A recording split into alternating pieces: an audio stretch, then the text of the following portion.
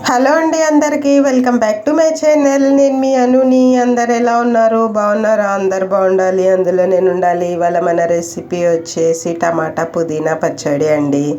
ఇదైతే అన్నం ఎప్పుడైనా నోరు బాగాలేని ఎప్పుడు ఇలా చేసుకొని తిన్నారంటే జర నోటికి బాగుంటుంది. ఒకవేళ నచ్చినట్లయితే తప్పకుండా ట్రై చేయండి. కావాల్సిన పదార్థాలు: టమాటాలు, పుదీనా, కొత్తిమీర, నూనె, ఉప్పు, పసుపు, ఆవాలు, జీలకర్ర, వెల్లుల్లి, పల్లీలు, పచ్చిమిరపకాయలు, చింతపండు. ముందైతే మనం స్టవ్ ఆన్ చేసుకొని కడాయి అయితే పెట్టుకొని, కడాయి వేడైన తర్వాతనైతే మనము ఆయిల్ వేసుకుందాము. కొంచెం అంతా ఆయిల్ వేడైనాక బాగా తగినన్ని పచ్చిమిరపకాయలు వేసుకోవాలి. మీకు ఎన్ని కావాలనో అన్నీ వేసుకోండి. కారానికి సరిపడంత పచ్చిమిరపకాయలు కొంచెం నూనెలో మంచిగా వేపుకొని పక్కకు తీసేసుకుందాము. అదే నూనెలో కొన్ని పల్లీలు కూడా వేపుకుందాము.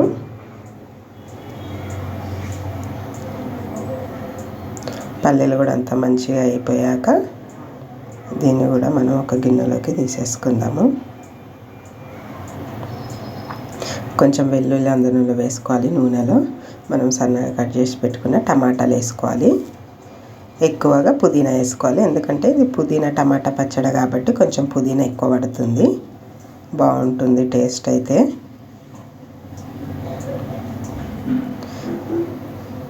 అంత మంచిగా మనం నూనెలోనే ఉడికించుకుందాము.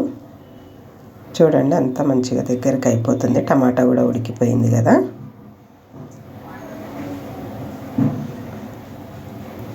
కొంచెం అంతా కొత్తిమీర వేసుకుందాము. వేసుకొని ఒకసారి అంతా మంచిగా కలిపేసుకొని మనం పక్కకు తీసి పెట్టేసుకుందాము. మిక్సీలో పల్లీలు, పచ్చిమిరపకాయలు, ముందే నానబెట్టుకున్న చింతపండు, తగినంత ఉప్పు వేసుకొని అయితే ఒకసారి బరకగా మిక్సీ చేసుకుందాము. చూడండి, ఇట్లా ఒకసారి బరకగా మిక్సీ చేసుకుంటే సరిపోతుంది. తర్వాత మన టమాటా మిశ్రమం, పుదీనా చల్లగా అయిపోయింది కదా, అది కూడా తీసుకొని ఇందులో వేసుకోవాలి. వేసుకొని దీన్ని కూడా ఎక్కువ చేయొద్దు, మామూలుగానే చేయాలి. ఒక 2 తిప్పులు తిప్పితే సరిపోతుంది. అంతా ఇలా రెడీ చేసుకొని పక్కకు పెట్టేసుకొని తర్వాత మనం పోపు వేసుకుందాము. ముందైతే స్టవ్ ఆన్ చేసి పోపుకు కడాయి పెట్టేసుకొని, కడాయి బాగా వేడైన తర్వాత మనము పోపుకు సరిపడంత ఆయిల్ వేసుకుందాము. చట్నీ కదా, కొంచెం ఎక్కువ ఉంటేనే బాగుంటుంది ఆయిల్. బాగా వేడైన తర్వాత ఆయిల్ కొంచెం ఆవాలు జీలకర్ర వేసుకుందాము. చూడండి, ఆవాలు జీలకర్ర మంచిగా అయిపోతుంది. ఆవాలు జీలకర్ర అయినాక శనగపప్పు, మినపప్పు వేసుకోవాలి. కొంచెం ఎక్కువనే వేసుకోవాలి శనగపప్పు, మినపప్పు. తింటూ ఉంటే మధ్యలో వస్తుంటే టేస్ట్ చాలా బాగుంటుంది. చూడండి, శనగపప్పు, మినపప్పు కూడా మంచిగా కలర్ రావాలి.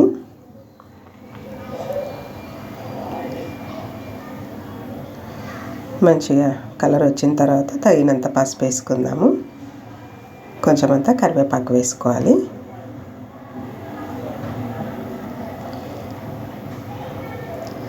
వేసుకొని ఇంకా మనం చేసి పెట్టుకున్నాం కదా టమాటా చట్నీ, అందులో వేసుకోవాలి. పోసు వేసుకొని మొత్తం అంతా మంచిగా మిక్స్ చేసుకుందాము. మిక్స్ చేసుకొని ఒక గిన్నెలకు అయితే తీసేసుకుందాము. చూడండి, వేడి వేడి పుదీనా టమాటా చట్నీ చూస్తేనే తినాలనిపిస్తుంది కదా. ఇంకెందుకు ఆలస్యం, మరి తప్పకుండా ట్రై చేయండి. టేస్ట్ అయితే చాలా బాగుంటుంది. రైస్లోనికి, చపాతీలోనికి, జొన్న రొట్టెలకి, రోటీ దేంట్లోకైనా చాలా బాగుంటుంది. మన ఇడ్లీలోనికి, దోశలోనికి చాలా చాలా బాగుంటుంది. నా కుకింగ్స్ ఎలా వస్తున్నాయో మీరు ట్రై చేస్తే చూసిన వాళ్ళు కామెంట్ చేయండి. ఓకే, మరి నా ఛానల్ కొత్తగా చూస్తున్నట్టయితే సబ్స్క్రైబ్ చేసుకోండి, లైక్ చేయండి, షేర్ చేయండి, సపోర్ట్ చేయండి ఫ్రెండ్స్. చూసే వాళ్ళు లైక్ తప్పకుండా చేయండి. Thank you for watching.